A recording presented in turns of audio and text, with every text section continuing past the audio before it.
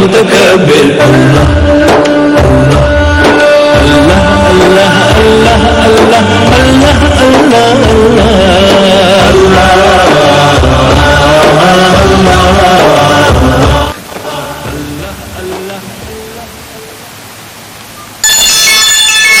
أعوذ بالله من الشيطان الرجيم. بسم الله الرحمن الرحيم. إن الحمد لله حمدا كثيرا نحمده تعالى ونستعينه ونستغفره ونعوذ به من شرور أنفسنا ومن سيئات أعمالنا. من يهده الله فهو المهتدي ومن يضلل فلا هادي له. ونشهد كما بنفسه شهد الله أنه لا إله إلا هو والملائكة وأولو العلم قائما بالقسط. لا إله إلا هو العزيز الحكيم الخالق البارئ المصور الذي له ملك السماوات والأرض يحيي ويميت وهو على كل شيء قدير. ونشهد وكفى بالله شهيدا محمد رسول الله والذي بعثه ربه بالهدى ودين الحق بشيرا ونذيرا وداعيا إلى الله بإذنه وسراجا منيرا. بلغ الرسالة وأدى الأمانة ونصح الأمة وكشف الغمة وجاهد في الله حق جهاده حتى أتاه اليقين.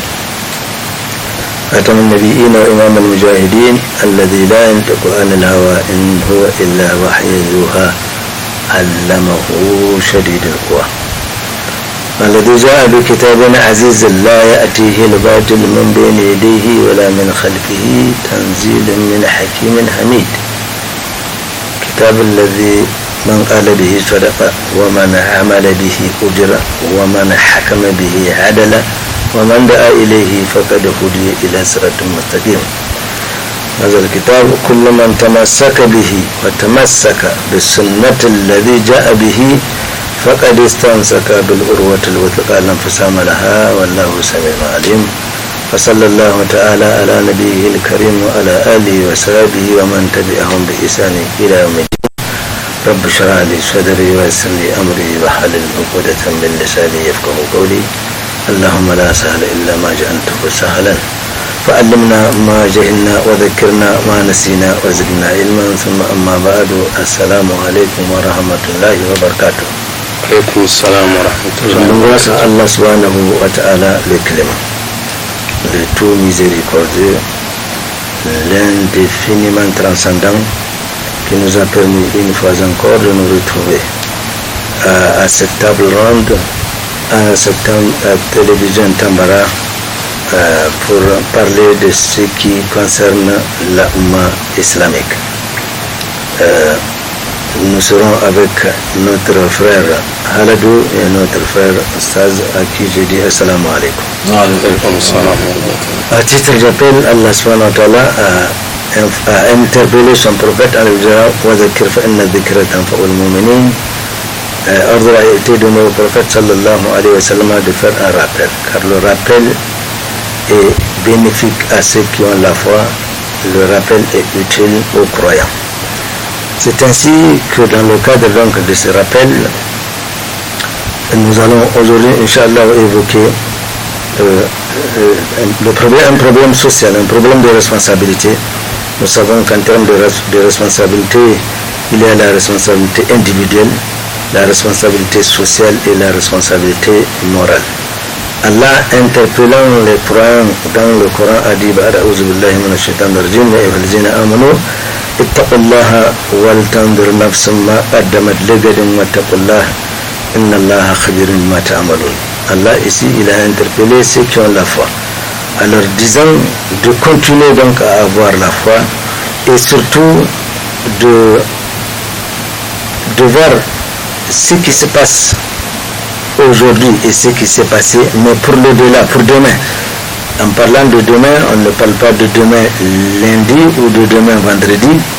Il s'agit de ce jour où justement chacun rendra compte de tout ce qu'il a accompli ici en bien, alhamdulillah, et en mal, wal iyaz billah. Donc ce jour-là, celui qui aura choisi d'œuvrer pour le bien, eh bien il va le rencontrer.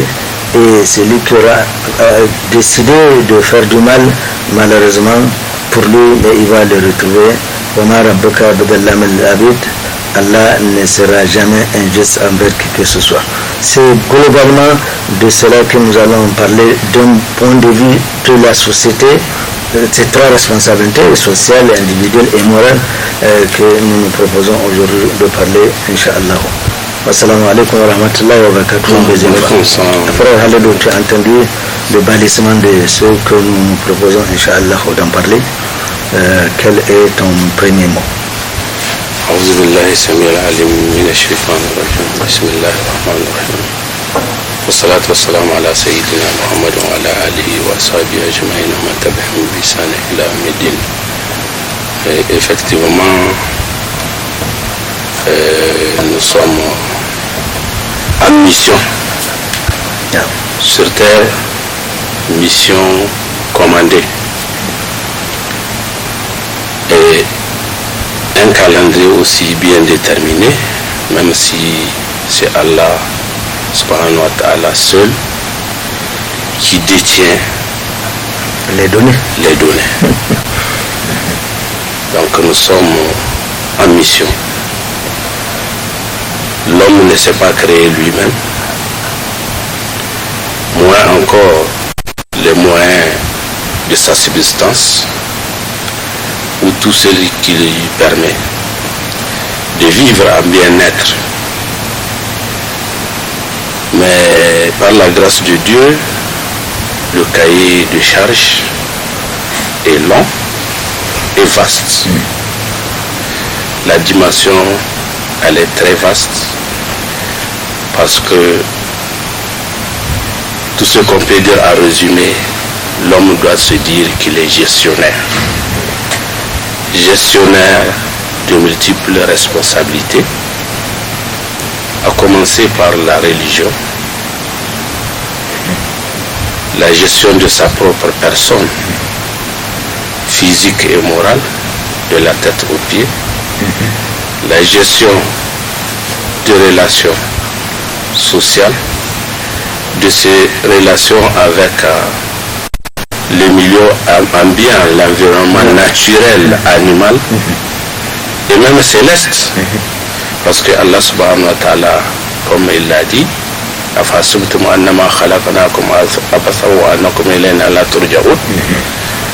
et pensez-vous qu'on vous a créé en vain et que vous ne serez pas retourné vers nous.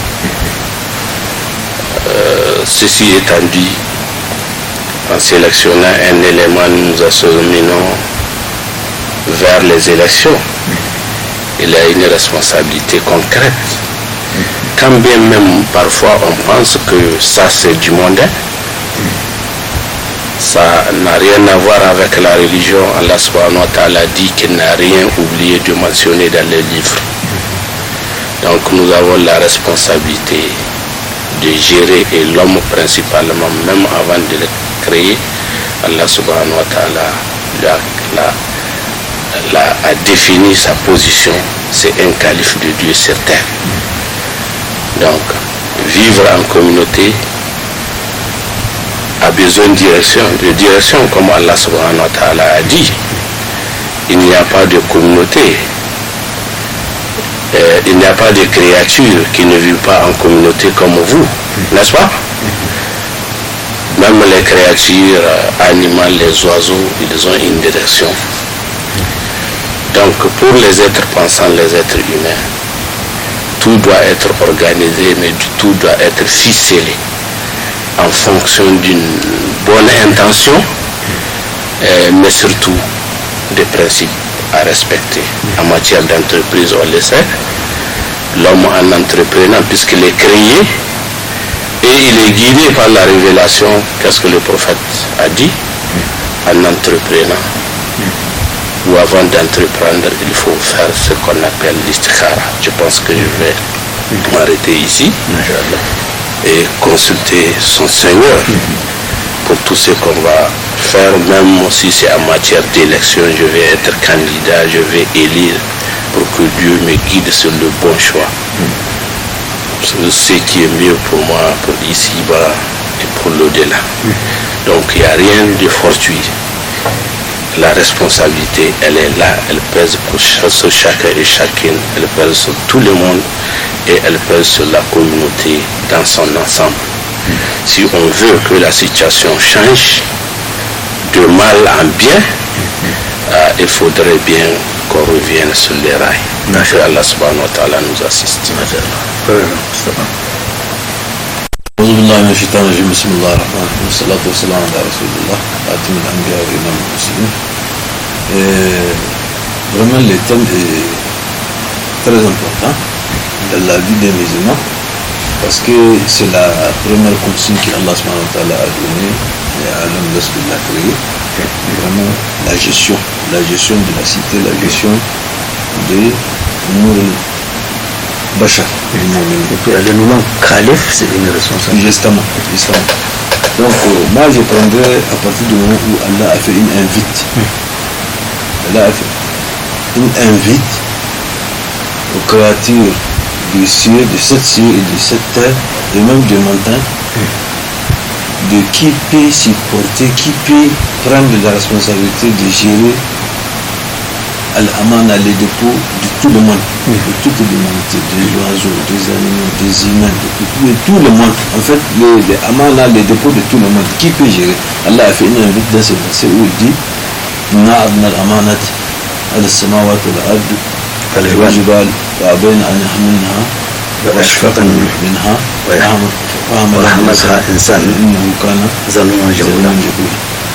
Ici, Allah a fait une invite. Il a dit que nous avons exposé, nous avons fait une invite qui peut prendre la amana, c'est-à-dire les dépôts, la responsabilité de tout le monde, et les gérer sincèrement et avec respect.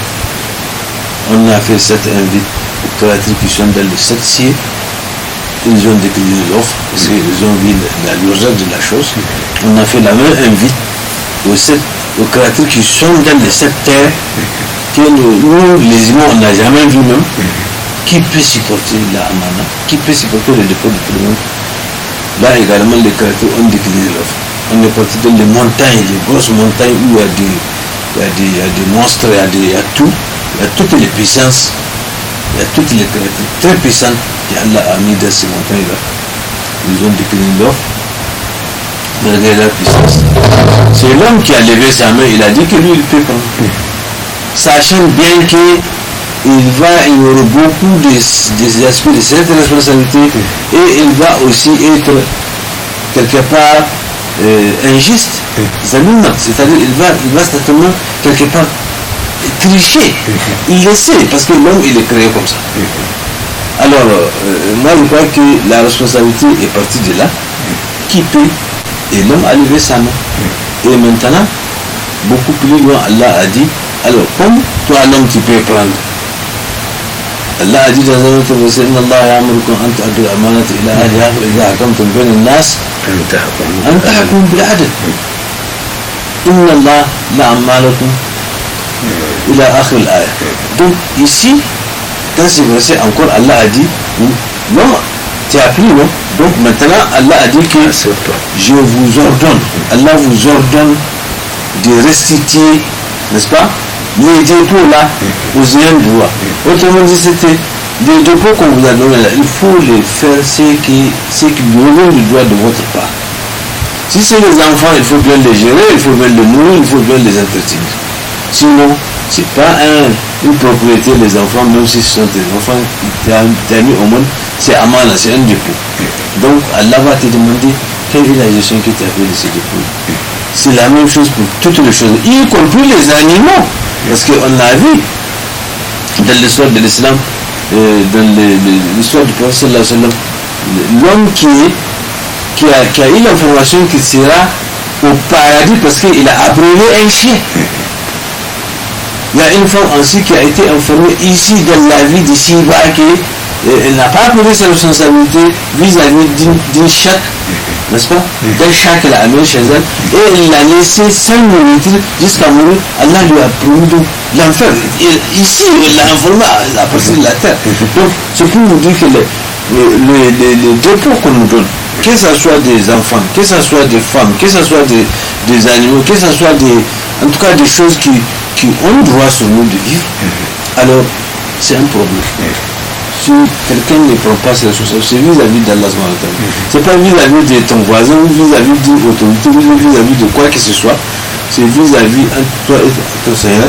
Et le prophète sallallahu alayhi wa sallam a dit dans un long hadith, il dit kullukum ra'in wa kullukum mas'ulun 'an ra'iyatihi, al-imam ra'in وهو مسؤول عن رعيته ورب البيت راع وهو مسؤول عن رعيته والمرأة راعية في بيت زوجها وهي مسؤولة إلى آخر الآية donc إلى آخر الحديث عفوا donc ici le prophète a détaillé, il dit alors dans ces cas vous êtes tous et chacun responsables et chacun de vous rendra compte de ce qu'on lui a confié comme dépôt. Donc en matière de responsabilité, vous aurez le compte à rendre d'une manière ou d'une autre. Il n'y a pas quelqu'un qui ne va pas rendre de compte. Parce que si tu dis que non, moi Allah ne m'a pas donné des enfants, je suis quitte, je suis vraiment débarrassé de ces interrogatoires-là, ou des responsabilités de quoi que ce soit, non. Tu as quelque part un animal que tu gères. Tu vas rendre compte quelle gestion tu as fait de ça. Donc, la responsabilité, c'est quelque chose de très vaste, tu l'as résumé en 3 parties, n'est-ce pas? Individuel, moral et physique. Donc, social, pardon. Donc, tout ça là, c'est inclus dans ça. C'est même beaucoup plus vaste que cela. Donc, c'est pourquoi, moi, je dirais qu'au-delà de certaines particularités que l'homme se donne lui-même, il y a des choses qui sont obligées. Qui dit que je vais gérer le groupe des hommes, même si ce sont tes enfants, dit que c'est pas que lui il a décidé. C'est déjà inscrit comme ça. On a dit qu'on vous portera cette responsabilité-là et on vous demandera compte de ce que vous avez fait de cette chose. Donc les gens vraiment devraient être fiers d'être musulmans. Il faut le dire, c'est parce que c'est pas donné à n'importe qui. Donc c'est un privilège musulman et de se faire des rappels, que ça soit que ça soit demander les érudits, ceux qui connaissent quelque chose, pour vraiment bien guider leur objectif, leur ambition de la vie. Voilà comment on peut baliser, on peut introduire ces sujets de responsabilité qui restent et extrêmement vastes. Tout à fait. Aujourd'hui, le constat qu'on fait et qui est malheureux, c'est beaucoup d'entre nous s'imaginent que pour des raisons corporatistes, tout à l'heure tu évoquais les éventuelles élections qui sont devant nous, c'est un fait fondamentalement social qui touche l'ensemble des Nigériens. Et dans ce genre d'activités corporatistes, beaucoup de gens aujourd'hui, l'erreur qu'ils semblent commettre, c'est peut-être de s'imaginer qu'ils sont libres de dire et de faire ce qu'ils veulent au nom de telle ou telle structure corporatiste. Je peux tout de suite parler par exemple des syndicalistes, des politiciens, des journalistes, bref, même nos frères de la société civile. Donc on s'imagine comment, au nom de ces structures, on est libre de dire et de faire ce qu'on veut sans se rendre compte que, comme il a dit, il y a là une responsabilité individuelle qui incombe à chacun et que chacun, dans l'au-delà, aura à rendre des comptes sur ce qu'il a fait et sur ce qu'il a dit. Le fait d'ignorer cela et de s'imaginer, c'est bien beau de se trouver sur un tonneau et haranguer les gens en train de dire, mais tout ce qu'on dit, il est transcrit, il est enregistré, il est même filmé. Donc il faudrait que, à la différence, le Coran, il est conscient de cela, et c'est que s'il parle, ce qui va sortir. Si c'est du bien, eh bien il va récolter les récompenses. Si c'est quelque chose qui n'est pas bien, eh bien ma foi, il risque d'avoir des péchés s'il ne revient pas sur ce qu'il a dit auprès de son Seigneur pour lui demander pardon.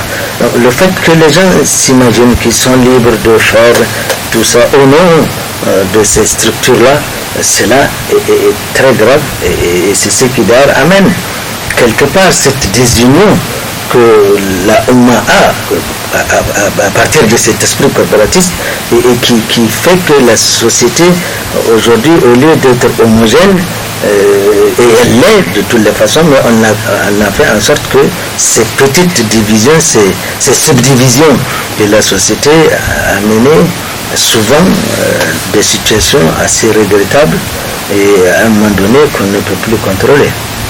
Oui, alors je merci de m'avoir permis de revenir un peu, mais je reprends là où vous avez fini. Vous avez évoqué, vous avez employé le terme Oumma. Donc au-delà de corporations que vous avez citées, c'est toutes les corporations, aucun groupe n'est épargné. Mais ici, ce qu'il convient de rappeler, en entreprenant, je dis je vais revenir un peu.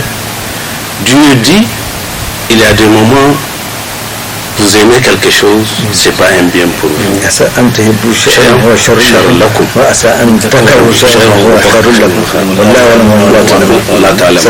Donc il y a des moments où détestez quelque chose, c'est ça qui est un bien pour vous. Allah connaît, mais vous ne connaissez pas. En entreprenant, il faut donner le choix à Allah.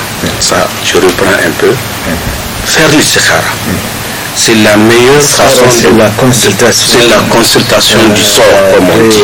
On remet à Allah. Oui. On remet à Allah de nous guider. Le choix. De nous guider dans notre choix. Cela est très important. Dans tout ce qu'on veut entreprendre, dans tout projet. C'est très important, mais il faut aussi, pour bien mener à bien ses activités, quelles qu'en soient, il faut bien ficeler son intention. Agir à cause de Dieu, et c'est ça qu'on appelle, dans le langage courant, agir de façon objective, impersonnelle, viser l'objectif, poursuivre l'objectif visé. Cela est très important.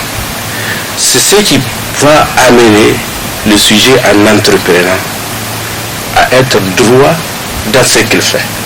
Mais si l'intention est corrompue, l'entreprise n'aura pas le soutien de Allah subhanahu wa ta'ala. Et on verra que quelque part, même dans son efficacité ne pourra pas apparaître comme ou sévir comme ça se doit. Donc, ce qu'on appelle l'objectivité, être en règle.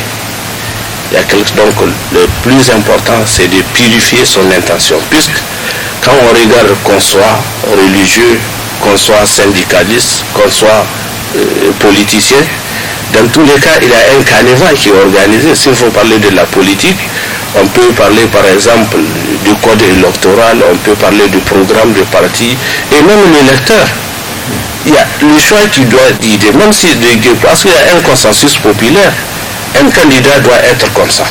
L'électeur aussi doit chercher à voir quel programme suivre, n'est-ce pas?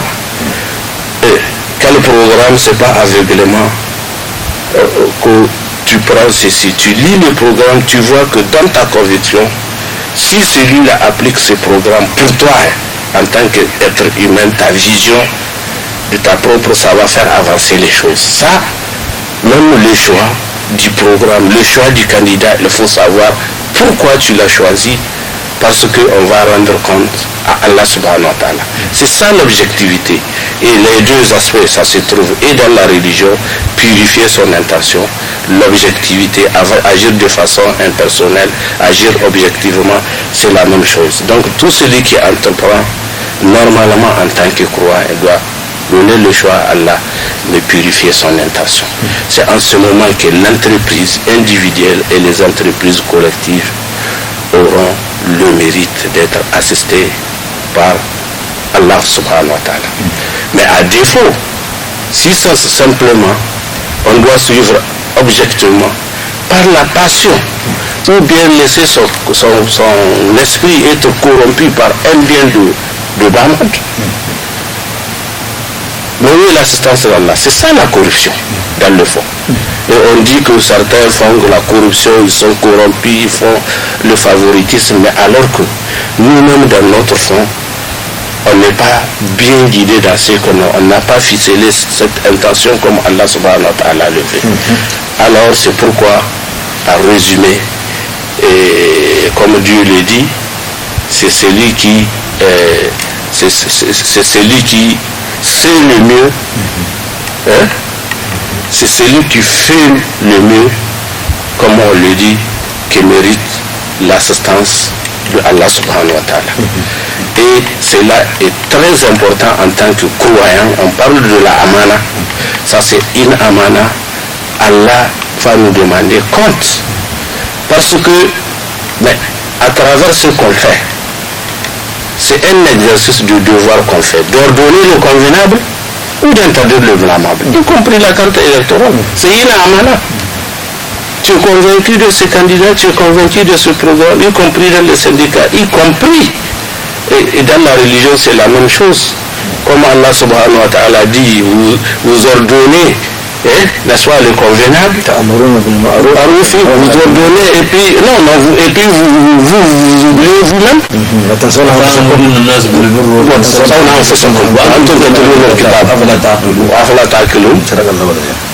Donc c'est à peu près, c'est au fait exactement ce que la religion demande, c'est valable un peu partout. Tu veux réussir, demande qu'est-ce que le prophète Mohammed sallallahu alayhi wa sallam a enseigné, comment je dois m'entreprendre. Tu veux faire avancer ta communauté, c'est de cette façon qu'il faut agir. Tu veux dégager ta responsabilité devant Dieu, c'est de cette façon. Qu'est-ce qu'on a dit? Quand tu fais istikhara, et après tu vois des choses qui ne calent pas bien, même si tu fais, on dit toi tu as fait istikhara, mais après tu vois quelque chose de malencontré, tu es encore guidé. On t'a dit il faut te remettre à Dieu. Et le prophète Mohammed sallallahu alayhi wa sallam a enseigné comme nous sommes cadrés et encadrés dans la religion. Le prophète a enseigné comment s'y prendre alors dans ce cas. J'ai fait l'istikhara, mais on dirait que ce que je fais là ça ne marche pas ou c'est pas bon, mais on dit remets-toi à Allah, il faut multiplier les bonnes œuvres, il faut. Donc pour réussir il faut rester sur les rails de l'adoration de Dieu. Et comme le prophète Salman al-Farisi a répondu à ceux qui l'ont reproché de parler du tout, il a dit oui, le prophète Mohammed sallallahu alayhi wa sallam nous a enseigné tout, même les manières d'aller au salut, n'est-ce pas? Donc vraiment ne banditons pas, ne tâtonnons pas, nous avons tout dans notre religion. Quand bien même on dit non, ça c'est la religion, Allah dit qu'il n'a rien oublié de mentionner dans le livre. Tout ce qui peut nous aider, nous guider, à mener à bien nos activités, quelles qu'elles soient, nos entreprises, c'est là, c'est inclus, c'est enseigné dans la religion. Allah dit qu'il n'a rien oublié de mentionner dans le livre. Et d'ailleurs, c'est à la suite de ce verset que Allah a dit que même les autres communautés, il n'y a pas d'oiseaux qui volent avec ses deux ailes, ou bien de créatures qui marchent avec ceci, cela, qui ne soient pas en communauté comme vous. Elle est organisée, ils ont des chefs, même si nous ne comprenons pas comment ça se passe. Que Allah subhanahu wa ta'ala nous assiste et que nous guide davantage. Frère Moustapha, tu as évoqué sublime hadith du prophète sallallahu alayhi wa sallam qui retrace toutes les chaînes de la société et pour démontrer combien cette religion, l'islam, est une religion d'abord fondamentalement individuelle. D'abord, elle est individuelle. Verticalement, l'individu est son Seigneur et horizontalement avec son environnement. Il faudrait que chacun le comprenne et ce hadith vraiment retrace tous ces paramètres qui sont figés dans la société. Alors, aujourd'hui, le problème, c'est que nous ne semblons pas prendre conscience, justement, à chaque échelle des responsabilités qui sont les nôtres, n'est-ce pas? Et il faudrait que chacun en prenne conscience dans la mesure où chacun va rendre compte de ce qu'il a accompli ici-bas, et cela n'est pas prêt à être libre, c'est-à-dire on ne sera pas aisé le jour où on rendra compte de ce qu'on a fait, tant que dans le Siba, nous ne nous sommes pas organisés, comme le frère Halad le dit, de nous dire que tout ce que nous faisons, nous devons en amont d'abord consulter le Créateur Allah subhanahu wa ta'ala pour savoir si cela est bien. Le prophète nous a indiqué, même si vous avez l'intention de vous marier, il y a un certain nombre de conditions qu'il a posées à l'endroit de la femme. Donc tout cela n'a jamais été omis, et à mon avis, tout le temps, nos ulémas n'ont jamais arrêté d'attirer l'attention des uns et des autres. Si nous prenons les chefs de famille aujourd'hui, on pose des actes dans la famille en s'imaginant que c'est ma famille. Bon, ça n'a pas de conséquences. Or, il ne faut pas qu'on oublie qu'entre l'époux et l'épouse, il y a des comptes à rendre. Entre le père et les fils et les filles, il y aura des comptes à rendre, etc., etc. Donc, tout cela, si nous ne prenons pas conscience et que nous ne le mettions pas dans nos activités en tenant compte de cela, eh bien, ma foi, la fin ne sera pas heureuse. Oui, vous savez, Ismaël, quand vous prenez l'engagement de faire des enfants et de les nourrir, de les entretenir, conformément à ce qu'Allah a dit, conformément aux ordres de Dieu, n'est-ce pas? Je crois qu'il n'y a pas d'échappatoire, il n'y a pas de retrait possible par rapport à cette responsabilité. Parce que le monde ne faut pas, c'est fatal pour vous.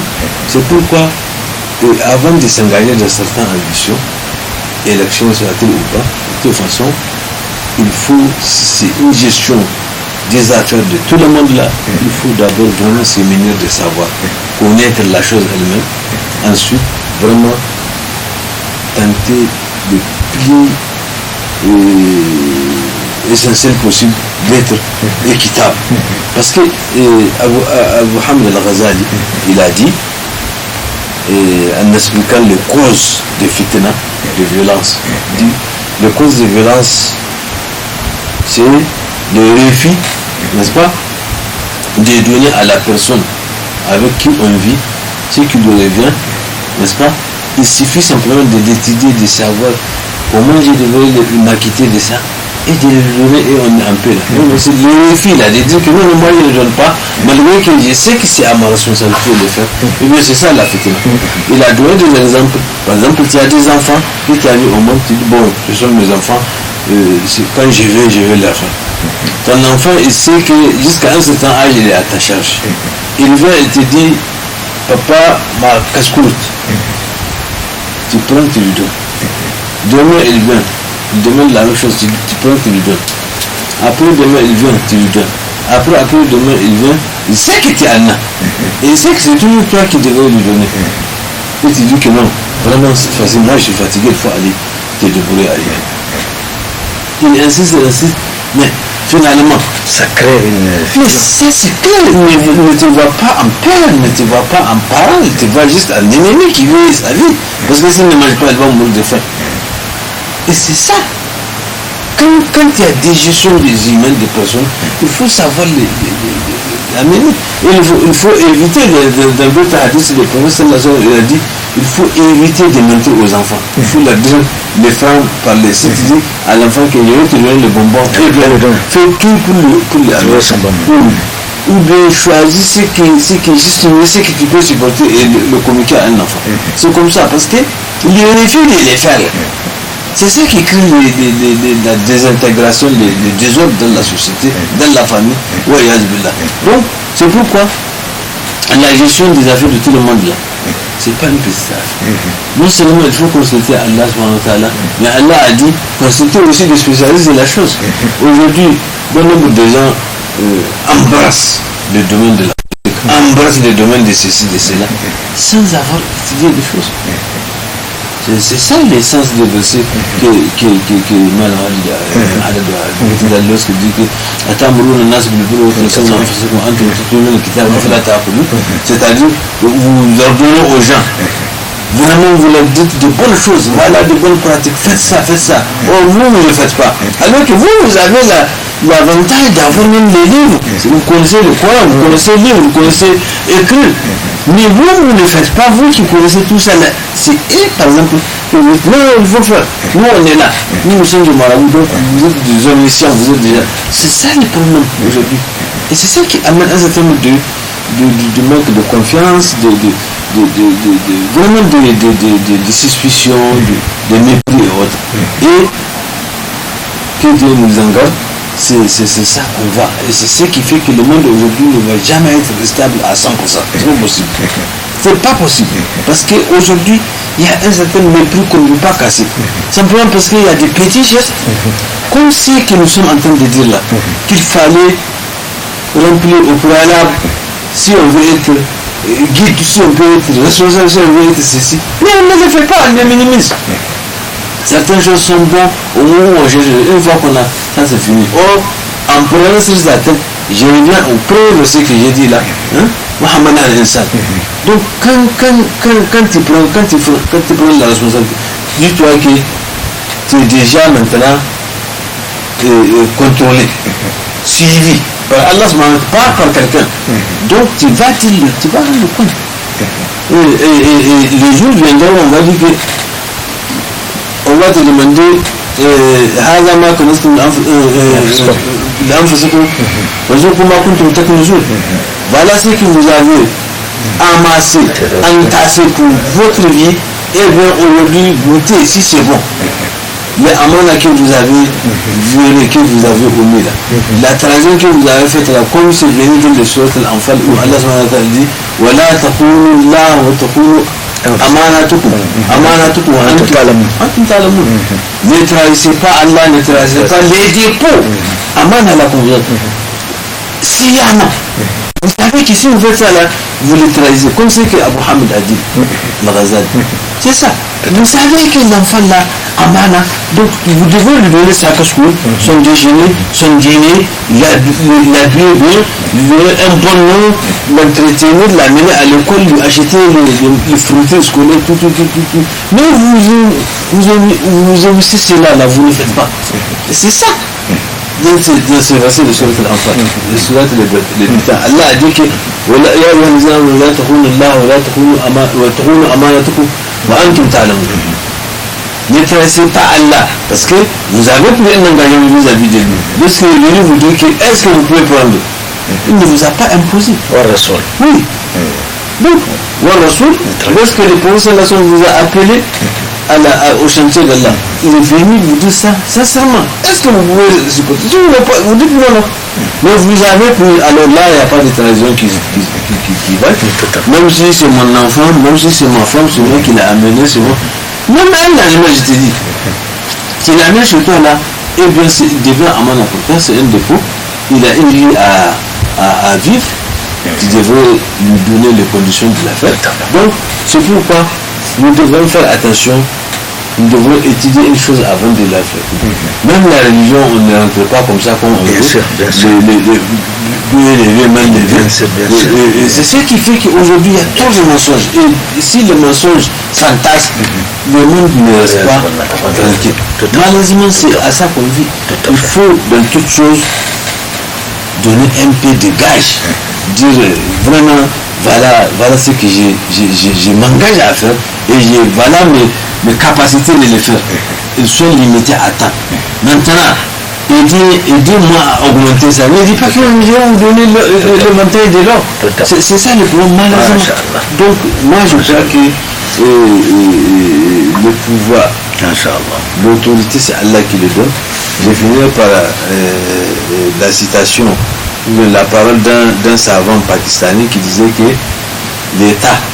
l'État est né le jour où l'affaire de tout le monde n'est l'affaire de personne. C'est-à-dire, l'État là qu'on dit, non, moi je suis un homme d'État, je suis président, je suis ministre, je suis ceci, je suis cela. Et bien cet État là, ce qu'on appelle État là, nous autres, toi, lui, moi, nous tous, tous les objets qui sont sur la terre du Niger, c'est l'État. Alors, on dit que l'État est né le jour où l'affaire de tourner l'affaire de personne.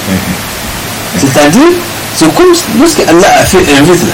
Qui peut prendre les affaires de l'État de tout le monde? La notion de responsabilité. Oui, c'est comme ça revient. Tout à fait. Donc c'est pourquoi les gens n'ont qu'à faire attention. Tout à fait. Et c'est pourquoi au début aussi j'ai dit la responsabilité, le mot responsabilité, c'est très vaste en islam. Tout à fait. En islam, si tu prends, je crois que mais c'est un autre terme que les gens peuvent négliger ça, mais en islam, la responsabilité c'est quelque chose d'extrêmement grand. Masha'Allah. Allah subhanahu wa ta'ala a dit Man ihtada فإنما يهتدي لنفسه ومن ضل فإنما يضل عليها وما ربك بظلام للعبيد. Dans ce verset, Allah subhanahu wa ta'ala situe les responsabilités de chaque individu. Quand on se décide à être sur la bonne voie, parce que Allah nous a créés, nous a mis dans une intercession.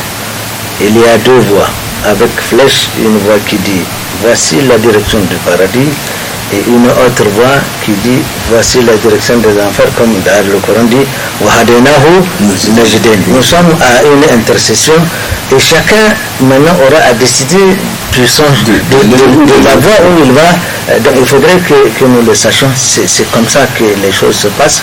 Et le prophète sallallahu alayhi wa sallam nous a averti que al-kayyisu man dana nafsahu wa amala lima ba'da al-maut.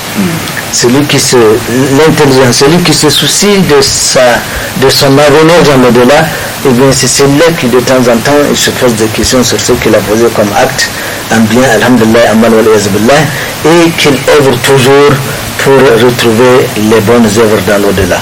Donc quant au ajiz, celui qui ne semble pas tellement s'occuper de cela, donc si dans la société nous n'arrivons pas à comprendre cela, eh bien nous allons voir toujours le même comportement. Les gens vont agir comme ils veulent, sciemment ou consciemment, en posant des actes bien ou mauvais. À un moment donné, on ne s'emballe pas tellement de savoir si c'est bien ou c'est pas bien. C'est comme un peu la recherche des biens de ce bas monde, peu importe les moyens qu'on utilise. Ça, c'est une vie catastrophique que tout croyant évitera une fois qu'il est conscient de cela. Bon, moi je pense que à ce que vous venez de dire, toutes les réponses sont données, c'est en même temps question et réponse. Mais ce qu'on peut rappeler assez rapidement, c'est comme le prophète Mohammed sallallahu alayhi wa sallam a dit, de penser vivre comme si on ne va jamais mourir. Voilà, voilà, comme si tu ne vas jamais mourir, et d'adorer son Seigneur comme si on va mourir demain, même aujourd'hui, comme on le voit dans la vie de tous les jours.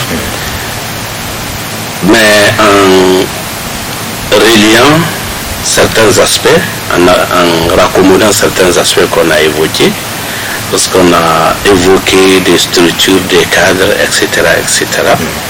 Et les individus aussi, de façon générale, quand on vit en communauté, quand on vit en structure, il a un devoir exercé. C'est celui de la collaboration et surtout de la bonne collaboration. La franche collaboration. Le manque d'honnêteté fait que la franche collaboration ne marche pas. Mais c'est pourquoi on a parlé de la bonne intention au début. Mais dès qu'il y a la bonne intention, il faut donc la collaboration. Tout ce qu'on va faire, on a dit, il faut purifier son intention. Donc la collaboration doit être bonne. Et c'est Allah qui l'a dit. Nous devons remercier Allah subhanahu wa ta'ala d'avoir fait de nous des musulmans. كنتم خير أمة أخرجت للناس تأمرون بالمعروف وتنهون عن المنكر تؤمنون بالله. Et la bonne collaboration, ça, il faut qu'on sache que c'est un devoir. Et comme vous venez de le dire, Allah voit tout, il observe tout. et la responsabilité, elle est collective. Moi, j'ai l'habitude de le dire. Et le plus souvent, et même ici, le plus souvent, on note notre pays le long des années. Mais ce qu'on doit se dire, c'est une notation collective. N'est-ce pas? Il y a des moments où c'est une seule personne qui s'élève, avec l'aide de Dieu, elle tourne l'histoire, elle donne des conduites à suivre, une seule. Mais quand il y a différents groupes, quand il y a des milliers, quand certains entreprennent dans tel secteur, mais on dit que le tout ne va pas, vous avez une mauvaise note. Cette note, elle ne peut être que collective.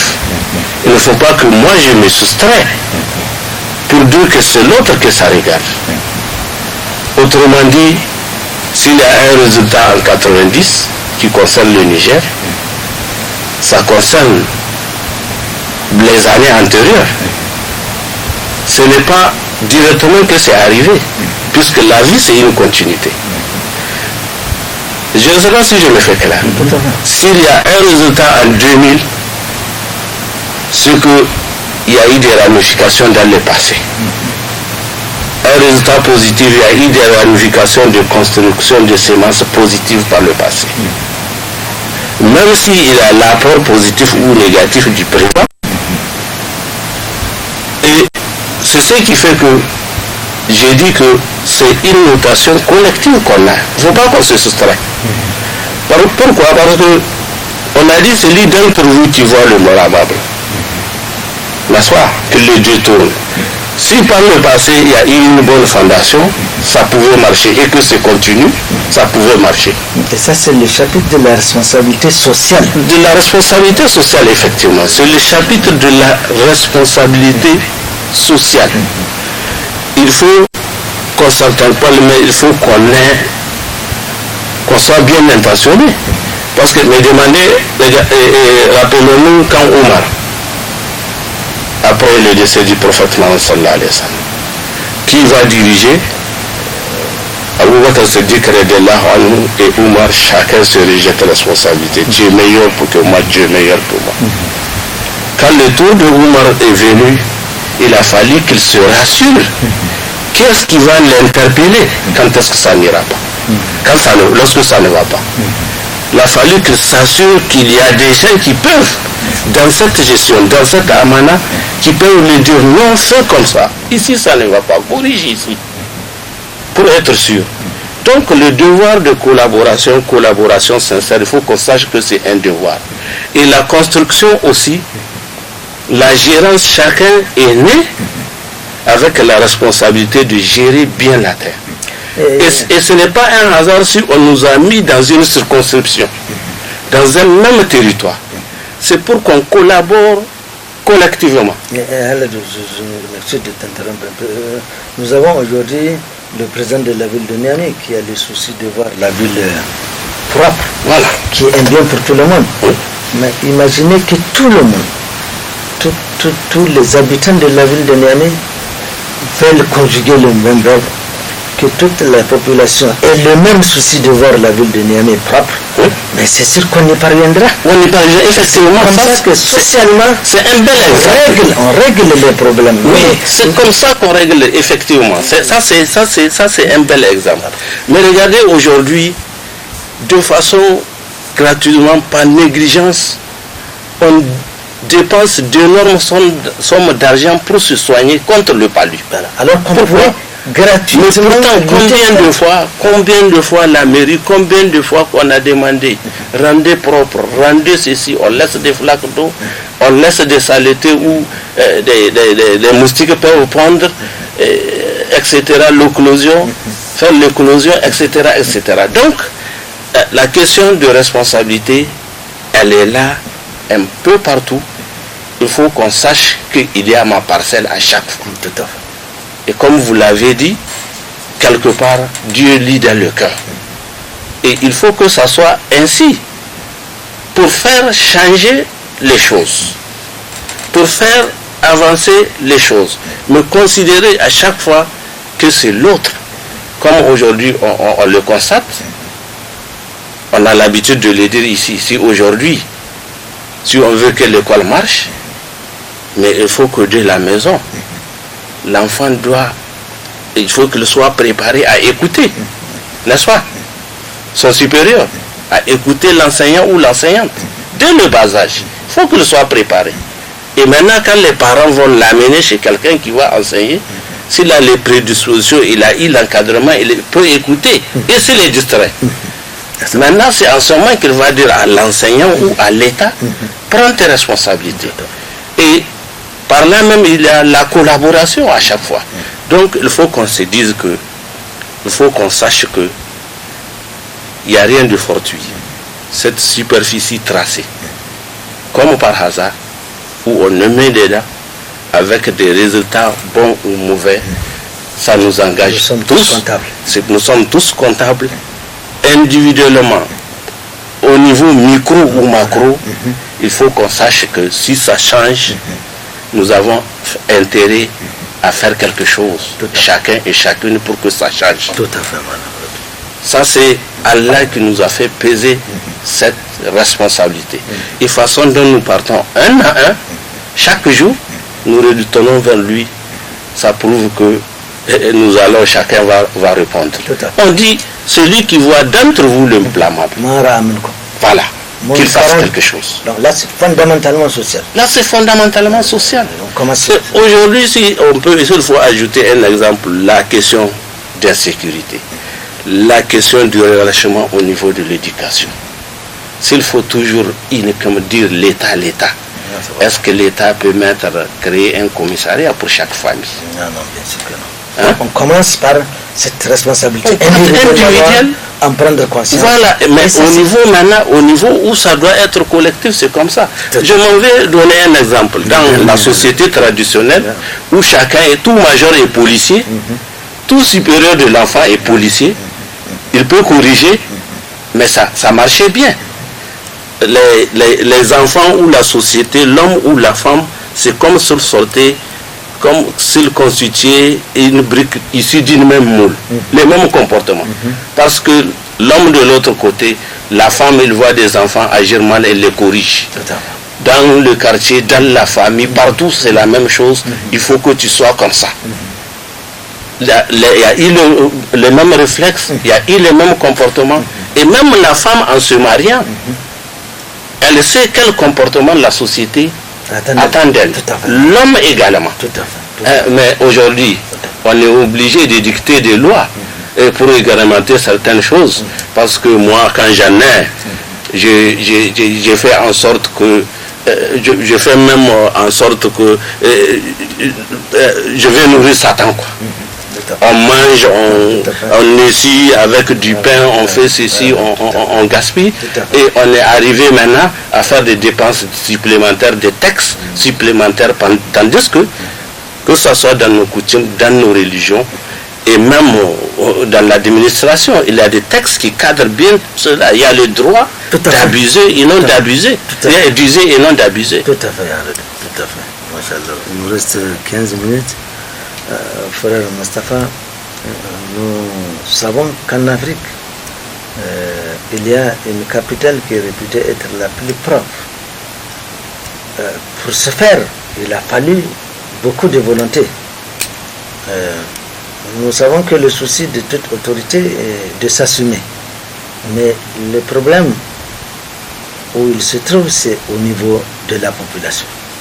Pour que cela soit juste et réel, il faudrait que chaque membre de la société soit concerné par la recherche de cette propriété.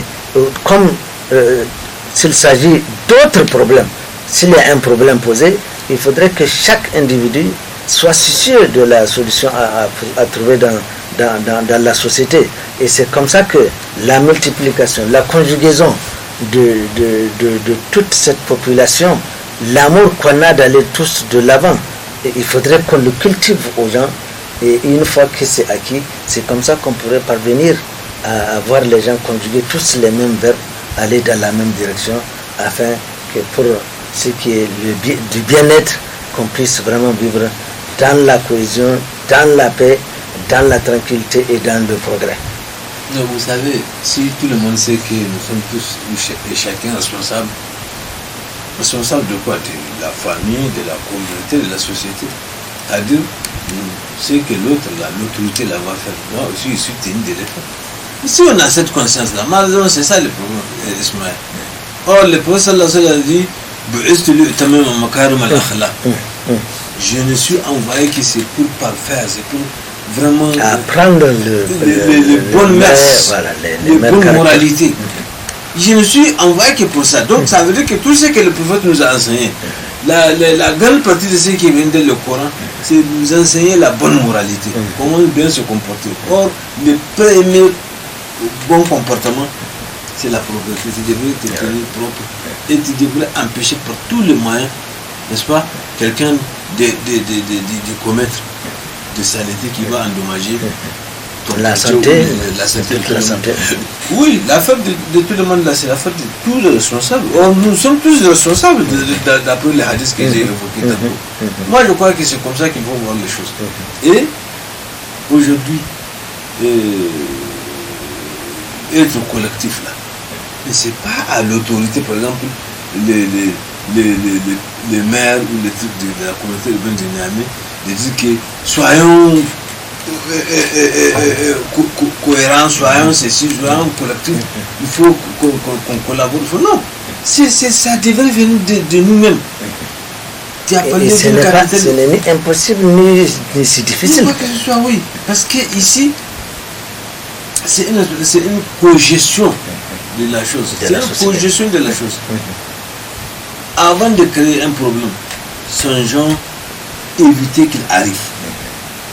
Malheureusement, ici, c'est le contraire chez nous. Tu vas voir en plein journée les gens qui vont curer leur water pour verser ça dans les dynamiques et personne ne va en parler. Ça va pas. Comment voulez-vous qu'on soit en bonne santé? Comment voulez-vous qu'on soit sain? C'est pas possible. C'est pas possible. Or, ces genres des actes, ce sont des actes qui devraient être collectifs. On n'a pas besoin d'être embarqué par quelqu'un. On devrait vraiment, ça devrait être de notre subconscience, ça devrait être de notre instinct de tous les jours. Vraiment tisser les choses, me réveiller en bonne santé, mes enfants en bonne santé. Mais en quoi faisant? C'est-à-dire en faisant le minimum de propriété dans mon environnement, devant moi, chez moi, dans les quartiers, n'est-ce pas? C'est comme ça. Donc il faut qu'on soit chose. Mais quand on est toujours conflictuel, non, un tel ne peut pas m'empêcher, un tel ne peut pas m'empêcher de faire ce que je veux. Lui, il a sa vie, moi j'ai la mienne. Mais on devient une famille, une société de, je ne sais pas moi. C'est en cela qu'Allah a dit,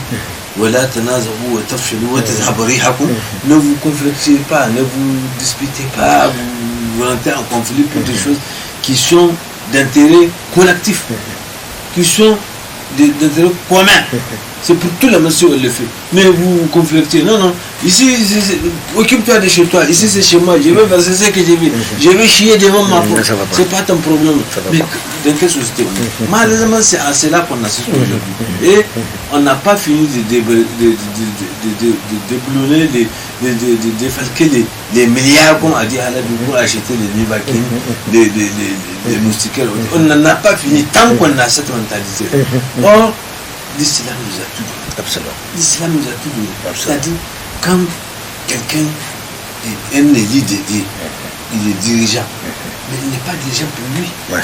Le chef de quartier, là, il n'est pas chef de quartier chez lui. Il est chef de quartier pour tous les habitants du quartier. Tout à fait. N'est-ce pas? Tout à fait. Le roi n'est pas roi pour lui. Non. Sans la population, il n'y a pas ce roi. C'est là, on peut...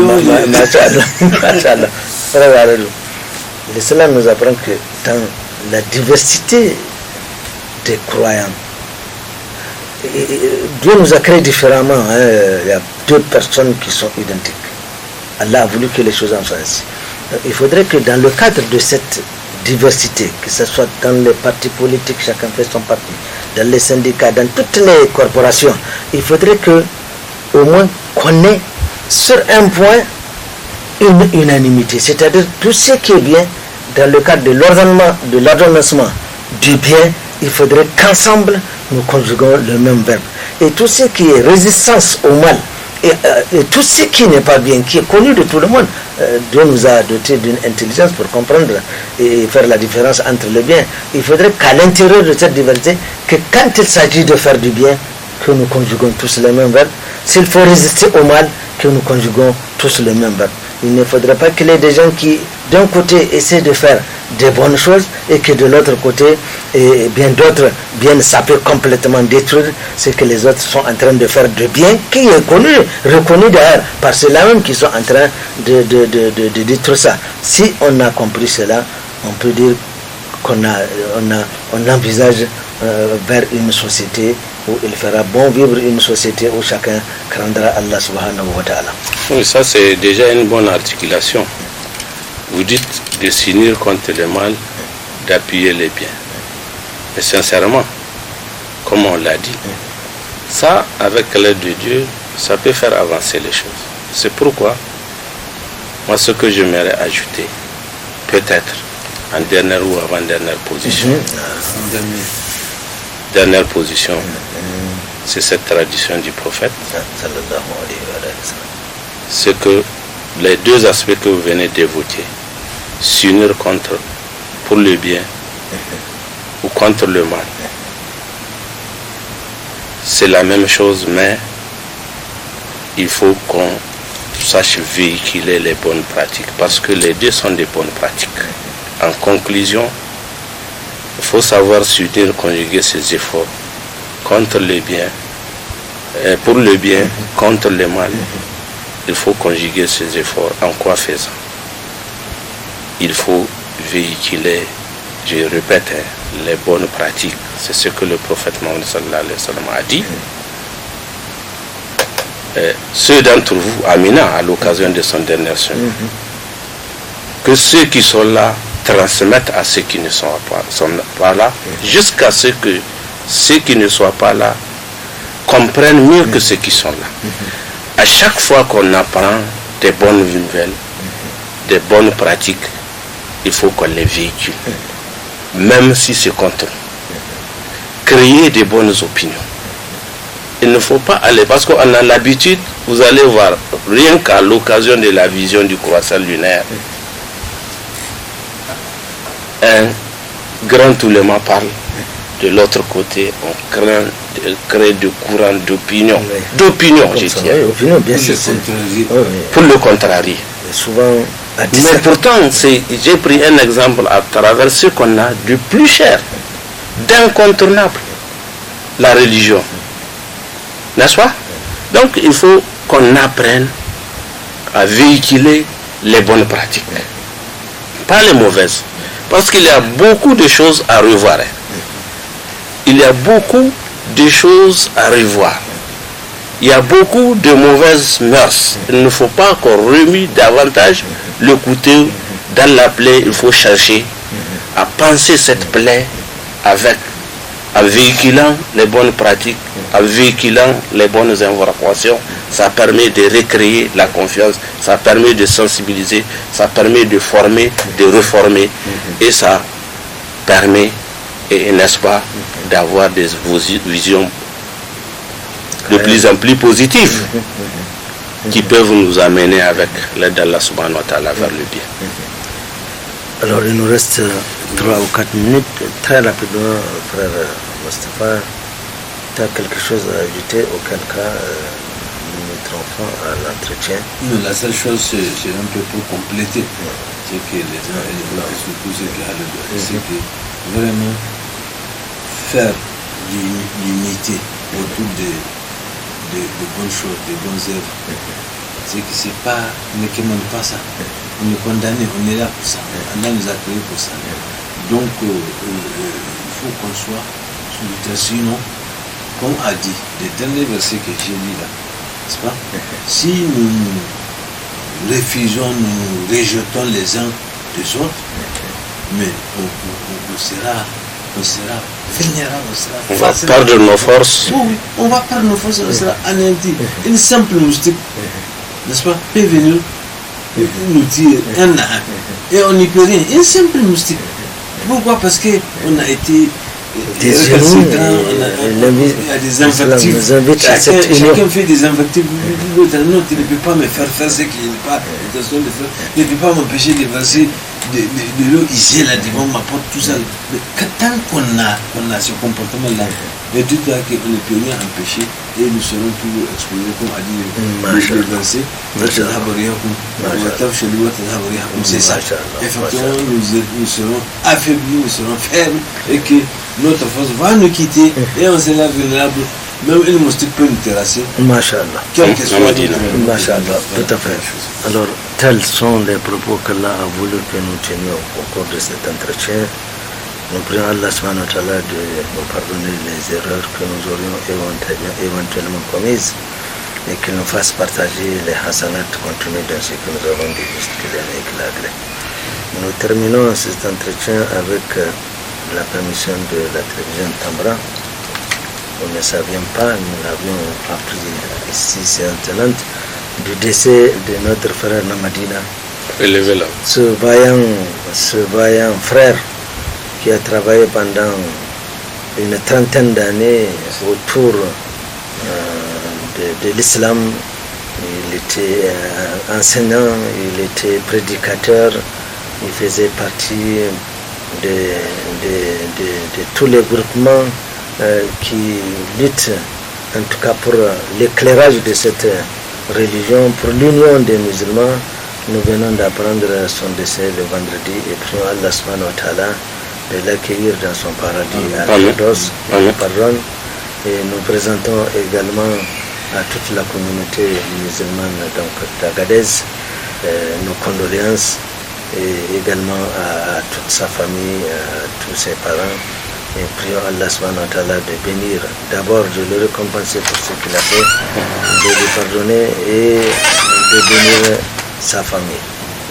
De guider et de bénir sa famille. Masha'Allah. Mon frère Mustafa, tu me fais une... اللهم اغفر اللهم اغفر له اللهم اغفر له اللهم تغمده في جنات الفردوس اللهم اغفر له اللهم ارحمه لا اله الا انت اللهم انا عبدك وابن عبدك ولا تحرمنا اجرا لا اله الا انت اللهم سلم ديننا ودنيانا ديننا ودنيانا اللهم اعطيه لجنات الفردوس اللهم اعطيه لجنات الفردوس لا اله الا انت اللهم انك انت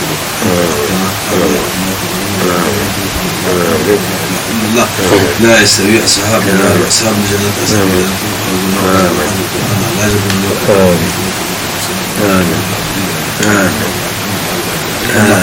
الله حول ولا قوة إلا بالله ما يصفون الحمد لله رب العالمين. Telle est la fin de cette émission qui sera Inch'Allah rediffusée les jeudis à partir de 15h30. Wassalamu alaikum wa rahmatullahi wa barakatuh.